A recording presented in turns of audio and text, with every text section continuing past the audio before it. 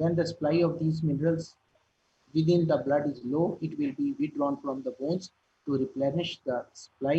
और यही चीज़ें हमने यहाँ पर थोड़ा सा इसको इन्हीं ये जो 7-8 आइटम्स हैं इनको हमने यहाँ पर लिखा था, तो ये हमारी आगे थी।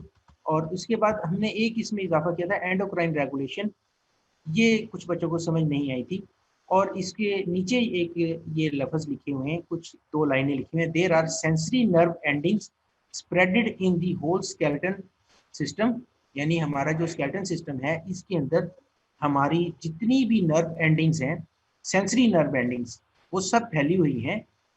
और which receive stimuli from surroundings, हमारे जो इर्द गिर्द से जो कुछ भी हमारे को सराउंडिंग से स्टिमुलेशन मिलती है, वो ये सेंसरी नर्व्स जो हैं ये उसको जो है सेंस करती हैं, और फिर नर्व इम्पल्स जो है बनती है that travels to the brain and hence bring the response, और फिर ब्रिंग, तो ये एंडोक्राइन रेगुलेशन है यानी हार्मोनल रेगुलेशन है, और इससे फिर हमारे हार्मोन्स जो है वो होते हैं। तो ये नर्व एंडिंग्स और ये है सारा। इसी तरह ऊपर जो इसने लिखा था hormonal regulation are controlled by feedback loops, यानी फीडबैक लूप्स जो हैं वो नर्व के हमारे नर्वस सिस्टम के हैं। Cell affected by hormone send signal influencing the hormone producing cell, और जो भी हमारा सेल होगा अगर वो किसी हार्मोन से इफेक्ट हो रहा होगा तो वो हार्मोन या उसको हार्मोन की ज़रूरत होगी तो वो हार्मोन प्रोड्यूसिंग सेल्स जो हैं, जो एंडोक्राइन ग्लैंड्स, उनको सिग्नल भेजता है। In skeleton biology the concept of feedback regulation is that the bone cell में एग्जर्ट एन एंडोक्राइन फंक्शन। ये अगर नहीं भी लिखेंगे तो कोई इतना बड़ा इशू नहीं है। जो मेन हमारे फंक्शन थे support, protection, movement, production of blood cells और मिनरल होमियोस्टेसिस या स्टोरेज ऑफ मिनरल्स, ये इनफ है इसके लिए, ये इतने बहुत हैं। ये हमने 5 नंबर का क्वेश्चन आएगा कि डिफाइन या स्केलेटन या व्हाट इज स्केलेटन, और सर उसके इनमें से अलावा शॉर्ट क्वेश्चन भी आते हैं। सर बुक पे क्यों नहीं लिखा हुआ? बेटा सर और जो एमसीक्यूज भी आते हैं, तो ये जैसे कि average of red blood cell की प्रोडक्शन है 2.6 मिलियन, और ये एमसीक्यूज बनता है ना?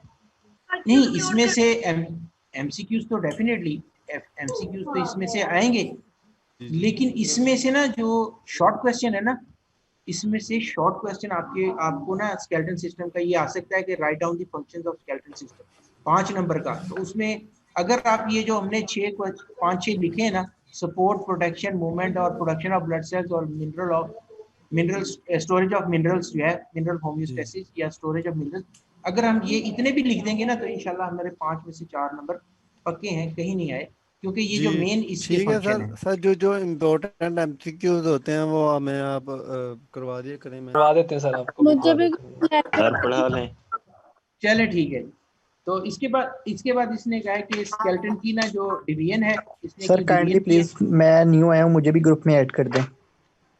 सर आपको भी कर देंगे। अच्छा, वो ये कर देंगे, ये ग्रुप मैंने तो बनाया नहीं है इसलिए मुझे। सर काइंडली सबको करिएगा। ठीक है, कर देंगे, ये स्टूडेंट ग्रुप है बॉयज का, कर देंगे सबको जी। चले ठीक। सारे अपना नंबर चैट में लिख लेते हैं ना, जिस जा चीज रही पे है? ऐड होना है अपना नंबर लिख दे। भाई वो आप चैट में कर लें सर। एक मिनट मिल तो ले। सर सबको अनम्यूट कर दें पहले, जरा ये पीछे से बच्चियों की आवाज आ रही है। अच्छा, उसके बाद इसने कहा कि जो इसकी डिवीजन है और यानी जो स्केलेटन सिस्टम है हमारा, that is divided into axial skeleton और अपेंडिकुलर स्केलेटन। एक्सियल स्केलेटन जो है वो यानी जितने भी पार्ट्स हैं जो एक्सिस के ऊपर मौजूद है, मेन एक्सिस जो है हमारा, जो यानी सेंटर लाइन है उसके करीब करीब या उसके ऊपर जो पार्ट्स मौजूद हैं वो एक्सियल स्केलेटन कहलाता है, और उसके अंदर हमारी स्कल, स्टर्नम और रिब्स और फिर वर्टिब्रल कॉलम, ये 3 चीज़ें शामिल हैं। ये हमारा एक्सियल स्केलेटन है। और अपेंडिकुलर स्केलेटन के अंदर हमारे आ जाते हैं अपर एक्सट्रीमिटीज़ और लोअर एक्सट्रीमिटीज़, शोल्डर गर्डर और पेल्विक गर्डर, ये हमारे अपेंडिकुलर स्केलेटन है। अपेंडिकुलर यानी अपेंडिजीज यानी वो चीज़ें जो अजाफी या जो कह लें कि जो मुंसलिक चीज़ें होती हैं, किसी चीज़ से मुंसलिक होती हैं, वो अपेंडिजीज कहलाती हैं।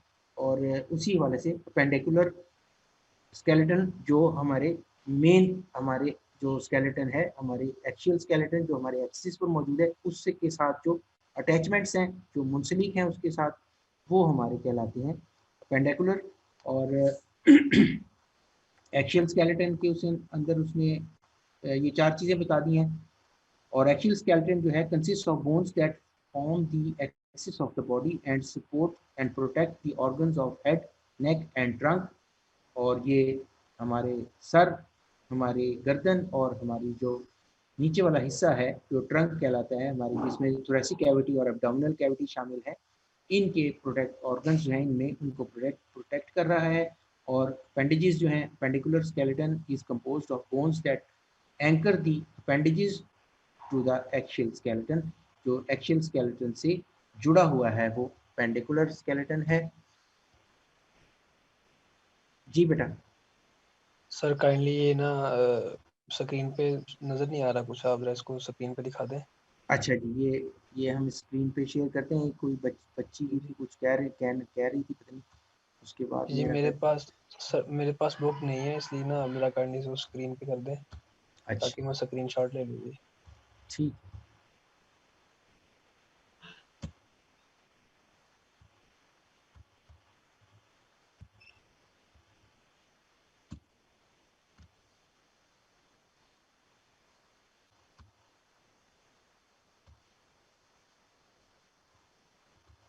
आवाज नहीं आ रही आपकी। आवाज भी आ जाती है आवाज बेटा, क्या हुआ आवाज बंद होगी? सर हम नहीं सर आपकी आवाज नहीं सर, आ रही है आवाज, आ रही है। आप बोल नहीं रहे थे आप सर। खामोश हो गए थे। अच्छा ये देख जी, ये शेयर कर देना जी। स्क्रीन पे जी।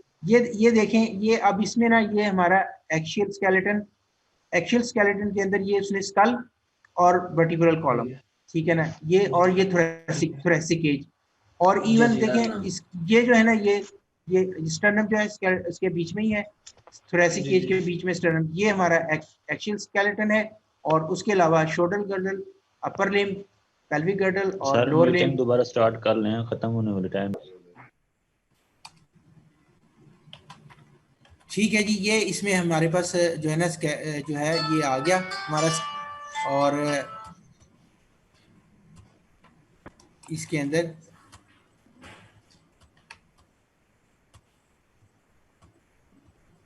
ये एक्सियल और पेंडिकुलर स्केलेटन जो है उसमें ये वाज़ेह तौर पर देखा जा सकता है। ये स्कल है, वर्टिब्रल कॉलम और थोरेसिक एज ये हमारा एक्सियल स्केलेटन है, जबकि shoulder girdle, upper limb, pelvic girdle और लोअर लिम्ब ये हमारे पेंडिकुलर स्केलेटन में मौजूद हैं।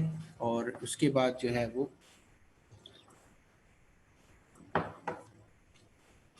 इनकी आगे उसने थोड़ी थोड़ी जो है तफसील बयान की हुई है।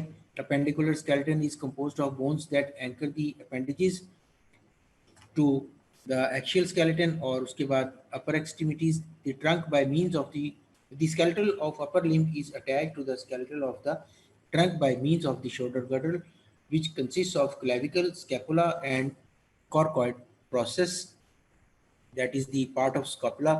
और ये एक स्कैपुला का जब हम जाएंगे, शोल्डर गर्डल पढ़ेंगे, तो इसमें हम देखेंगे कि स्कैपुला जो है उसके अंदर कुछ इस तरह की सरफेस जो है वो इस तरह की बनी हुई है, जो जिनको उन्होंने डिफरेंट नाम दे दिया। जैसे कि उसमें एक ग्लिनॉइड कैविटी भी होती है, वो जब हम पढ़ेंगे, इसमें नहीं लिखा हुआ लेकिन इसमें कॉर्कोइड प्रोसेस लिखा हुआ है। उसके बाद पेल्विक गर्डल है, और the bones of the lower extremities are connected with the trunk by means of pelvic girdle. Sacrum and coccyx are considered part of the vertebral column, जबकि उसने कहा कि सैक्रम और कॉक्सिस जो है वर्टिब्रल। अब ये हम इनको इंशाल्लाह एक एक करके स्टार्ट करेंगे। तो इसको फिर हम ये मुझे बता दें कि जो है हम इसको अब ये स्कल स्टार्ट कर लें या इसको कल करें? हम सर कल कर लेंगे। ठीक है, अभी कल पढ़ लेंगे, आगे नेक्स्ट कर दें, बस कल कर लेंगे। सर कल ठीक है कौन? जी तो कल की बड़ी थी। कोग्नोजी स्टार्ट करें फिर? जी सर। Yes sir. चलें जी, कोग्नोजी स्टार्ट करते हैं। कोग्नोजी का हमारा जी सर एक क्वेश्चन है छोटा सा सर, ये स्कल और स्केलेटन ये जी, जी। स्केलेटन और स्कल दो वर्ड्स आ रहे हैं, तो ये स्कल और स्केलेटन में डिफरेंस क्या है? ये ओवरऑल बॉडी स्ट्रक्चर को स्कल कहेंगे, नहीं, नहीं, नहीं। स्केलेटन कहेंगे, जी, स्केलेटन जी। नहीं कहेंगे, सर, देखें और स्कल, पार्शियल को स्कल। ये देखें, अब ये जो इस वक्त आपकी स्क्रीन पर शेयर हो रहा है, जी ये जी स्केलेटन सिस्टम है जी। ये स्केलेटन है। देखिए ये ये सर, जो ये है ना, तो हाँ, ये तो ह्यूमन स्केलेटल हो गया, स्केलेटन हो गया ना, ह्यूमन ये ह्यूमन स्केलेटन हो गया, बिल्कुल। और जी, इसके जी। अंदर जो ऊपर ये देखें, ये जो ये पोर्शन है, ये वाला पोर्शन, ये ऊपर जिसको हम खोपड़ी कह देते हैं, ठीक है ना, जी जी खोपड़ी। ये खोपड़ी जो है ना, ये है हमारी स्कल। अब ये जब हम स्कल पढ़ेंगे तो हम इसमें भी देखेंगे कि स्कल के भी दो हिस्से हैं, एक ऊपर वाला हिस्सा है और दूसरा नीचे वाला। ऊपर वाला क्रेनियम और नीचे वाला फेशियल, यानी जो फेस हमारा फेशियल फेस बनाता है। फेस तो जी क्रेनियम, सही है। हाँ जी। तो और फिर हम इसके आगे हड्डियां भी पढ़ेंगे कि स्कल जो है इसमें 8 हड्डियां हैं, और जो जी हमारा जी फेस है, फेशियल जो हमारा है, इसके अंदर हमारी 14 हड्डियां हैं, टोटल 14 22। हड्डियां जी जी ये सारी 22। ये सारी हम इसको सर पढ़ेंगे। सर मतलब इसको फेशियल को भी स्कल लिखा हुआ है, फेशियल के साथ भी, और जो ऊपर क्रेनियम का पार्ट है वो भी स्कल का पार्ट ही है। तो दोनों में डिफरेंस क्या है? स्कल जो है दोनों के साथ आएगा। हाँ जी, बिल्कुल। देखें अब जो जो हमारी हमारा ना, जो हमारी खोपड़ी है ना सर, जो मतलब कि जो ऊपर वाला हिस्सा है, जिसमें फोर ब्रेन आता है, मिड ब्रेन आता है, हाइंड ब्रेन आता है, उसके बाद जी जितना बिल्कुल। भी फेशियल्स बोन आती हैं सारी वो स्कल के ऊपर ही है। स्कल एक भाई वो जॉइंट है ब्रेन के जिसके हिस्से ऊपर, हैं। ओहो बात तो सुन ले मेरी बहन, मुझे भी पता है ब्रेन के हिस्से हैं। माशाल्लाह। चलें, कोई बात नहीं। नहीं नहीं कोई बात नहीं, अच्छी बात है, उन्होंने ये मुझे भी पता है ब्रेन के हिस्से हैं। और सर स्कल में सूचर्स आते हैं, फोंटेनल्स आते हैं, ये सारा कुछ, और ये सारी चीजें आती हैं। ये देख रहे हैं अब फ्रंटल बॉन, पार्टल बॉन, ये क्या मैं सूचर्स। इसके बारे में कल डिस्कस करें, आज कल नहीं जाइगोमेट्रिक पढ़ेंगे। सर आती है। ठीक है, ये स्कल है, ये सर स्कल है। ये अब यस ये सर।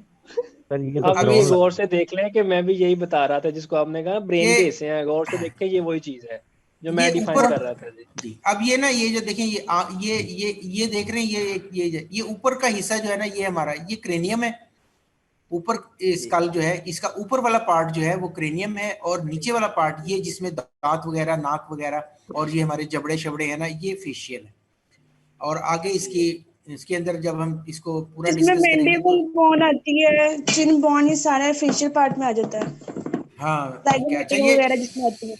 हाँ बिल्कुल सही कह रहे हो। अच्छा, ये बताओ कि ये मैक्सिला जो है, ये जो मैक्सिला है, ये कितनी कैसी कैसी हरकत करती है? मैक्सिला की कौन सी मूवमेंट है, चीक बताओ। बोन है, मैक्सिला बोन, चीक बोन। नहीं, चीक बोन नहीं है मैक्सिला। मैक्सिला जो है वो जबड़ों की बोन है, और जबड़ा जो है हाँ मैक्सिला जी, कैसे हरकत करता है, बताओ। दो बोन है ना, एक मैंडिबल है एक प्रोटोइन मैक्सिलर है जी। करता है, एक्सट्रूजन करता है। नहीं नहीं, एक मिनट, वो मैं अपनी बेटी से पूछ रहा हूँ कि जो मैक्सिला है ये इसकी सर हरकत कौन सी होती है? ये सर जो मैक्सिलरी प्रोटोइन बोन है ना, करता वो है, नॉन एक्सट्रूजन नॉन करता है। मूवेबल है, और जो मैंडिबल है वो मूवेबल है। ठीक है, ठीक सही है, ओके, है सही है यस आई एम राइट। बिल्कुल सही है। ठीक है जी। मैंडिबल और मैक्सिलर। चलें सर, ये तो कल कर डीपली इसको डिस्कस कर लेंगे। कल कैसे सर डिस्कस ह्यूमन करेंगे, सर आज तो सर लास्ट क्लास है। ह्यूमन कल क्लास स्केलेटन ही जो नहीं है, होनी। जी जी। सर जो ह्यूमन स्केलेटन है इसको मिस्टर बोन्स भी कहते हैं। हाँ, इसको वो तो ऐसे ही है ना, क्योंकि आप उसको मिस्टर बोन कह लें, क्योंकि वो तो सारे जो है ना उसमें बोन्स, और जो ह्यूमन स्केलेटन है बेसिकली जो है, इसके अंदर 4 चीजें हैं। ह्यूमन स्केलेटन, स्केलेटन अगर आप स्केलेटन को ऑनलाइन क्लास। सर ये गर्म ये जो स्केलेटन है, स्केलेटन के अंदर देखें 4 चीजें हैं: बोन्स, जॉइंट्स, मसल्स और टेंडन्स। सॉरी, मसल्स नहीं, टेंडन्स और ligaments. Bones bones joints, tendons और लिगामेंट्स, ये बेसिकली हमारे ना स्केलेटन जो है सिस्टम का हिस्सा है। जो मस्कुलर हमारा सिस्टम है, मसल्स तो हमारे अलग से एक और चीज है ना, मगर क्योंकि वो अब मसल्स तो हमारे जो हैं, जो हमारी ब्लड वेसल्स हैं, ब्लड वेसल जहां हमारा स्केलेटन सिस्टम नहीं भी होता, उसके अलावा भी जो हमारे मसल्स हैं उनमें से हमारी ब्लड वेसल्स जा रही हैं, और वो हमारे मसल्स यानी हमारे टिश्यूज हैं, तो बोन टिश्यू जो है, बोन्स जो है, उन स्केलेटन सिस्टम हमारा बोन्स, हमारे जो जॉइंट्स, टेंडन्स और लिगामेंट्स, इन चीज़ों पर मुश्तमिल होता है।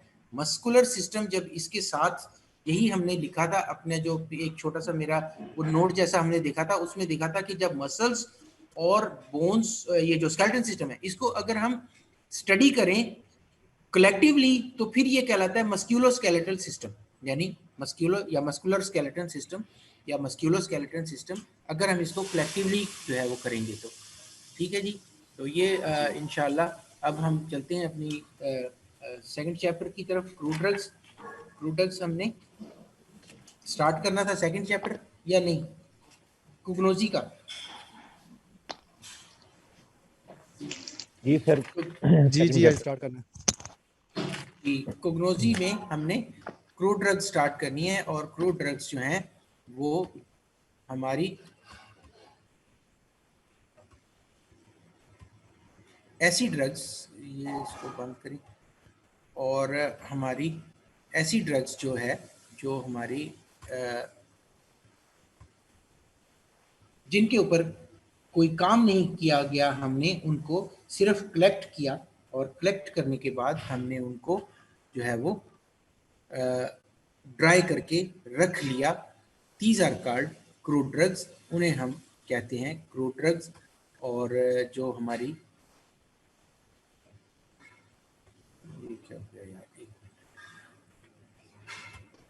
जो फर्स्ट एक्सट्रैक्शन है from the plant Kaelin, that is called crude drug.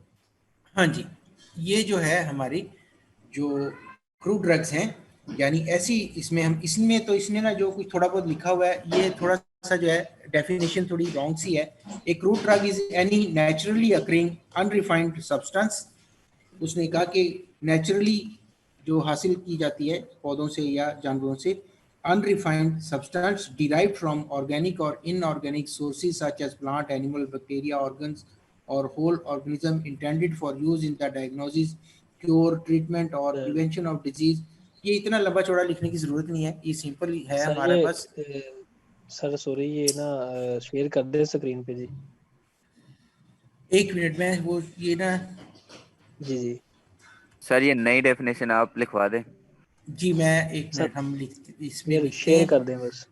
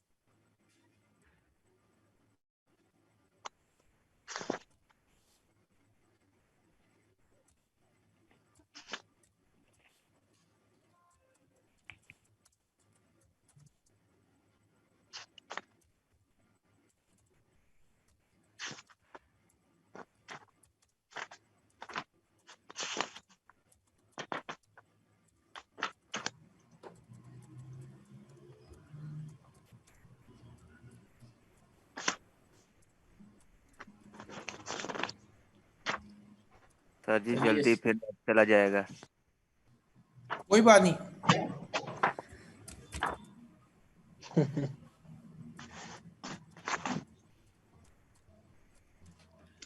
जी अब ये आपकी इस पे आ रहा है कोई, ये शेयर हुआ या नहीं? नहीं सर, नहीं स्क्रीन पे नहीं हुआ सर। सर अच्छा, अभी तक ठीक है। इसको नहीं शेयर हुआ। अभी तक तो मम्मियाँ ही आ रही हैं। अच्छा जी, चले जी। ये अब अब आ सर गया। आया है ये क्या लिखा हुआ है? Crude drug sir. Crude drug लिखा नेचुरली है। occurring plant and animal during in flood and unfortunately from the जी सर ठीक है। ठीक हो गया, यानी अब ये सिंपल है, यानी हमने लिखा कि नेचुरली अकरिंग प्लांट और animal drug in unprepared and unrefined form that has not passed any process other than collection and drying। यानी उसमें हमने कहा कि इसको कलेक्ट किया, और इसकी सिंपल सी एग्जांपल है, जैसे आप गंदम है, गंदम यानी कि आप उसको कलेक्ट करते हैं और गंदम के दाने जो हैं वो निकाल कर अपने घर में उसको ड्राई करके रख लेते हैं, तो वो क्रूड फॉर्म में है ना गंदम। जब आप उसको पीस कर आटा बना लेंगे तो वो क्रूड फॉर्म उसकी खत्म हो जाएगी। इसी तरह आपके पास, हाँ जी, इसी तरह आपके पास जो है वो अदरक, धनिया, हल्दी, जैसे ये खुशक फॉर्म में हमारे पास पड़ी होती है। काली मिर्ची हैं, आप काली मिर्चियों वैसे जब वो ड्राई फॉर्म में हमारे पास गोल गोल पड़ी हुई हैं, जब आपने उसको पीस लिया तो अब काली मिर्चों का पाउडर बन गया, अब वो क्रूड ड्रग नहीं रही। सर इधर एक छोटा सा क्वेश्चन है। जी जैसे आप सॉरी सर, जैसे ये आपने कहा कि अनरिफाइंड सर, तो अनरिफाइंड में आगे सर जो ऑयल्स वगैरह अनऑर्गेनाइज्ड जो ड्रग्स में इसकी जो किस्म दे रहा है, तो सर वो तो नहीं आएंगे सर बीच में? नहीं, अब ये ना इसमें क्या है, देखिए ये जो इसमें डिवीजन ऑफ क्रूड ड्रग्स दी है ना, ऑर्गेनाइज्ड और अनऑर्गेनाइज्ड, ये क्या है, इसने क्या किया, ये ना एक्चुअली मॉर्फोलॉजिकल जो इसका जब हम पढ़ेंगे ना यानी क्लासिफिकेशन, तो ये मॉर्फोलॉजिकल क्लासिफिकेशन में ना ये और हम बनाएंगे इसकी ना ऑर्गेनाइज्ड या अनऑर्गेनाइज्ड। ये ऑर्गेनाइज्ड और अनऑर्गेनाइज्ड ना उसके स्ट्रक्चर के हवाले से है कि ड्रग जो है वो ऑर्गेनाइज्ड फॉर्म में है या इनऑर्गेनाइज्ड फॉर्म में है क्रूड ड्रग ही। मिसाल के तौर पर इसकी एग्जांपल, जैसे आपने जो है वो किसी चीज़ के पत्ते ले लिए आपने, जैसे ये जो है हमारे सफ़ेदा है, बाज़ लोग सफ़ेदे के पत्ते इस्तेमाल करते हैं, सफ़ेदे के पत्ते तोड़ लेते हैं और उनको इस्तेमाल करते हैं, उसे सूंघते हैं या उसे जो है ना उसको नज़ला कहते हैं, इससे नज़ला जुकाम वगैरह ठीक हो जाता है। उसके अंदर बेसिकली वोलेटाइल ऐसे कंटेंट्स होते हैं जो पत्तों के अंदर। अब अगर आप उसके बजाय कीकर है, कीकर की गोंद ले लेते हैं, बाजार से ले आते हैं, यार मुझे कीकर की, या गोंद कतीरा है, आप बाजार से जाके कहते हैं कि यार मुझे गोंद कतीरा दे दो, वो गोंद कतीरा अक्सर लोग जो है इस्तेमाल करते हैं। तो उसमें क्या होता है, गोंद कतीरा जब आप इस्तेमाल कर रहे होते हैं तो वो गोंद कतीरा जो है किसी एक शक्ल में नहीं होगा, उसकी जो डलियां हैं, जो उसके क्यूब्स हैं, कोई जो है वो लंबा होगा, कोई लंबूतरा होगा, कोई छोटा होगा, कोई बड़ा होगा, कोई क्यूबिकल शक्ल में होगा, कोई जो है उसका डिफरेंट होगा। तो इसलिए जो है ना वो उसको हम यही कहेंगे कि वो जो है अनऑर्गेनाइज्ड फॉर्म में है। आपका गोंद कतीरा आपको अनऑर्गेनाइज्ड फॉर्म में मिलेगा। इसी तरह अगर आप बाजार से मिसाल के तौर पर एक बड़ी मशहूर किस्म की जो है ना दवा है, वो दवाओं में बहुत इस्तेमाल होती है और हम लोग अपने खानों में भी इस्तेमाल करते हैं, जिसको हम पंजाबी में कहते हैं हींग, ठीक है ना, जिसकी एक एग्जांपल भी बनी है कि हींग लगे ना फिटकरी और रंग भी चोखा आए, या फिटकरी है, ठीक है ना, फिटकरी है हींग, और ये फिटकरी जो है अब वो भी अन जो है ना उसमें अनऑर्गेनाइज्ड है, इसलिए कि फिटकरी की जो, हाँ, लेकिन अगर आप हींग होती है, ये हींग से निकलती है क्या, मतलब? नहीं, वो तो हींग से नहीं, फिटकरी जो है वो तो मिनरल है, वो तो एलम है, वो तो जो है ना उसमें से निकलती है। सर हींग को और क्या कहते हैं? हमने तो कभी खानों में इस्तेमाल नहीं किया। अरे बेटा, इसका बड़ा सर हींग का अचार, हींग का सालन बड़ा मजे का बनता है। दाल पकाओ हींग का अब इस पे लेक्चर शुरू हो जाएगा। ये हकीम वगैरह जो है ना अपनी दवाओं में बहुत ज्यादा इस्तेमाल करते हैं, पेट के वगैरह के लिए बहुत अच्छी होती है, हाजमे वगैरह को बहुत अच्छा रखती है हींग। उसके अलावा भी अदरक की एक्सट्रैक्शन है सर। नहीं और हींग का सबसे बड़ा सर, हींग का सबसे बड़ा मतलब फायदा ये होता है कि इसको आप ले बाजार से, ड्राई करें, और ड्राई करने के बाद दो तरीके हैं, आप इसको ग्राइंड करके भी यूज कर सकते हैं। अगर आप ड्राई नहीं मतलब इसको ग्राइंड नहीं कर सकते, आप इसको पानी में उबाल के सुबह शाम इसका पानी पिए, मतलब खाली पेट। इससे आपका जो स्टमक में बर्निंग है वो खत्म हो जाएगी। बिल्कुल। दूसरा ये कि आपके जो एक्स्ट्रा फैट है ना, मतलब पेट में एक्स्ट्रा फैट है, वो मतलब विद इन डेज वो रिमूव हो जाएगी सारी। ऐसे ही एक्स्ट्रा फैट बहुत अच्छी है, बहुत अच्छी चीज है। मतलब ये सारी ये ना अब सारी क्रूड ड्रग्स हैं। इस तरह ही अगर आप जो है और बेशुमार मोटापा कम करने के लिए ये बहुत यूज की जाती है, ये वाली ना हींग।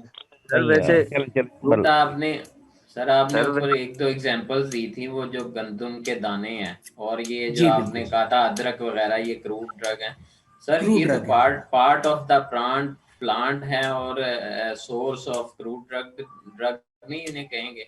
नहीं क्रूड देखिए, नहीं सर, एक्सट्रैक्शन ये तो ना है नहीं इससे। जी जी।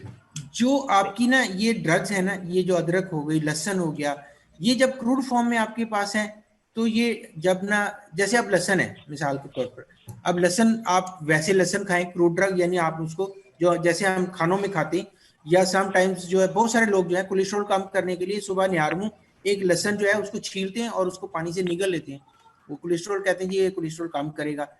अब लहसुन के अंदर जो है जो दवाई है, ये लहसुन तो क्रूड फॉर्म में है ना, अगर हम लहसुन के अंदर जो केमिकल्स हैं उनको एक्सट्रैक्ट कर लें, उसके अंदर जो है ना लोवास्टैटिन एक ड्रग है लोवास्टैटिन, जिसे हम एक्सट्रैक्ट कर लें और एक्सट्रैक्ट करके उसका पाउडर, उसको पाउडर फॉर्म में लाके उसकी गोलियां बना लेते हैं, तो वो बाजार में जो है आपकी लहसुन की गोलियां बिक रही हैं। जैसे तो सर ये वो तो क्रूड नहीं ना होगा सर? नहीं वो क्रूड नहीं ना होगा, वो तो क्रूड ना, वो तो अपने लहसुन को एक्सट्रैक्ट कर लिया ना, लहसुन के अंदर जो केमिकल्स थे उनको एक्सट्रैक्ट कर लिया। इसी तरह जैसे सौंफ का अरक है, आप सौंफ इस्तेमाल करते हैं, अगर आप सौंफ वैसे चबा लेते हैं तो वो क्रूड फॉर्म में है, आपने उसको क्रूड ड्रग के तौर पर इस्तेमाल किया। लेकिन अगर आप सौंफ का अरक ले आते हैं तो अरक क्रूड फॉर्म में नहीं है, अरक जो है वो तो सौंफ के एक्सट्रैक्ट, हमने उसके सौंफ के अंदर जो केमिकल्स थे वो उसके एक्सट्रैक्ट कर लिए, अब वो हमारे पास उसमें वो ड्रग ज्यादातर जो परेशानी वाली चीजें हैं।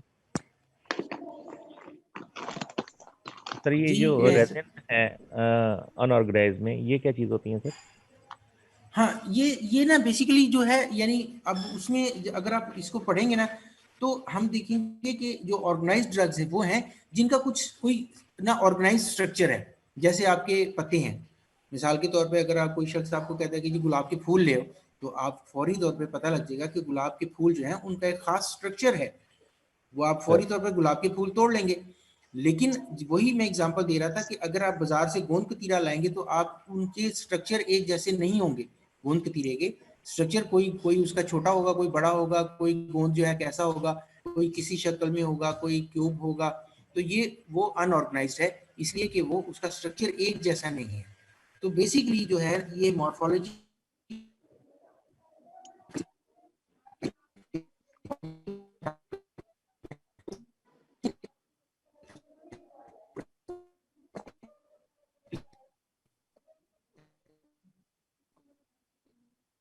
सर आवाज नहीं आ रही आपकी। उनके सिग्नल डाउन हुए हैं, थोड़ा सा वेट करें। सर वाइब्रेशन पे हो गया।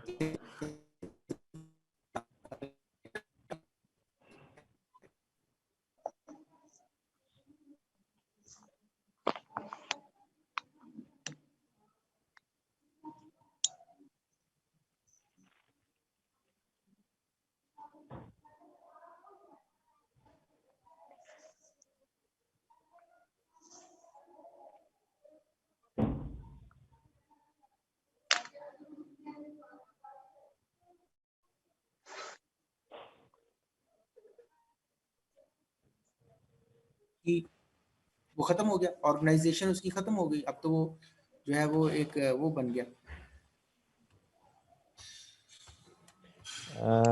सर सॉरी, आपकी वो बीच में सिग्नल डाउन हो गए थे तो समझ नहीं आया था। जी सर, रिपीट कर देंगे सर? हाँ, दोबारा रिपीट कर लेते हैं। ये जो स्ट्रक्चर के हवाले से है। मॉर्फोलॉजी क्या है? मॉर्फोलॉजी क्या है? किसी चीज का स्ट्रक्चर, किसी चीज का स्ट्रक्चर जो है, मेरे ख्याल है इसमें थोड़ी सी प्रॉब्लम आ रही है शायद नेटवर्क में। मॉर्फोलॉजी से मुराद है किसी चीज का स्ट्रक्चर, उसकी शेप। अब आप मिसाल के तौर पर कुर्सी है, टेबल है, आपको पता है कि ये कुर्सी है, ये टेबल है, क्योंकि उसकी स्ट्रक्चर, उसकी मॉर्फोलॉजी अलग अलग है। आपके बेडरूम में आपका डोर है और आपकी विंडो है। अगर आपको कोई ये कहे कि यार डोर बंद कर, आप किसी को कहते हैं, बच्चे को कहते हैं डोर जो है वो बंद कर दो, दरवाजा बंद कर दो, डोर क्लोज कर दो, तो वो खिड़की की तरफ नहीं जाएगा, वो दरवाजे की तरफ जाएगा, क्योंकि उसके जहन में है कि दरवाजे का स्ट्रक्चर क्या चीज है। इसी तरह अगर कोई चीज, लेकिन अगर दोनों के स्ट्रक्चर में कोई डिफरेंस नहीं होगा, दोनों एक जैसे, अगर कुछ भी नहीं होगा, मिसाल के तौर पे जो खिड़की है, खिड़की की जगह भी एक होल है और दरवाजे की जगह भी एक होल है, और हम बच्चे को कहेंगे यार खिड़की बंद कर दो, तो हो सकता है वो दरवाजे की तरफ चला जाएगा, क्योंकि उसे पता ही नहीं लगेगा कि खिड़की कौन सी है और दरवाजा कौन सा है, क्योंकि स्ट्रक्चर कोई नहीं है। कौन से वादी का? एग्जैक्टली तो ऐसी चीजें जिनका स्ट्रक्चर नहीं होता, जिनका स्ट्रक्चर जो है प्रॉपर नहीं है, वो अनऑर्गेनाइज्ड हैं, और जिनका प्रॉपर स्ट्रक्चर है वो ऑर्गेनाइज्ड ड्रग्स कहलाती हैं। तो ड्रग्स के अंदर भी जिनका प्रॉपर स्ट्रक्चर है वो हमारी ऑर्गेनाइज्ड ड्रग हैं, और जिनका स्ट्रक्चर प्रॉपर नहीं है वो हमारी अनऑर्गेनाइज्ड ड्रग है। और ये क्रूड ड्रग्स जब हम इनकी क्लासिफिकेशन पढ़ेंगे, तो हम जब इसके मॉर्फोलॉजिकल क्लासिफिकेशन उसमें देखेंगे, तो उसमें हमें ये उसके under the head of morphological method of classification, उसमें हम इसको डिस्कस करेंगे। ये इसने पहले जो है यहाँ पर देकर एक्चुअली थोड़ा सा कंफ्यूजन क्रिएट कर दिया। तो आगे इसकी क्लासिफिकेशन है क्रूड ड्रग्स की। क्रूड ड्रग्स हमें पता लग गया कि अनप्रिपेयर्ड फॉर्म में जो है वो क्रूड ड्रग्स हैं। और इसके बाद आगे हमने देखा कि जो हमारी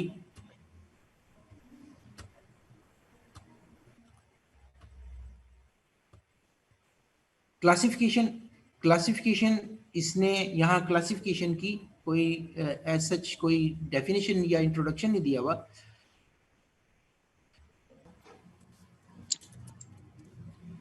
देखिए जी, ये हमने क्लासिफिकेशन के बारे में लिखा कि क्लासिफिकेशन क्या होती है। क्लासिफिकेशन का इंट्रोडक्शन लिखा हमने, arrangement of drugs in groups and sub groups for their better identification is called classification.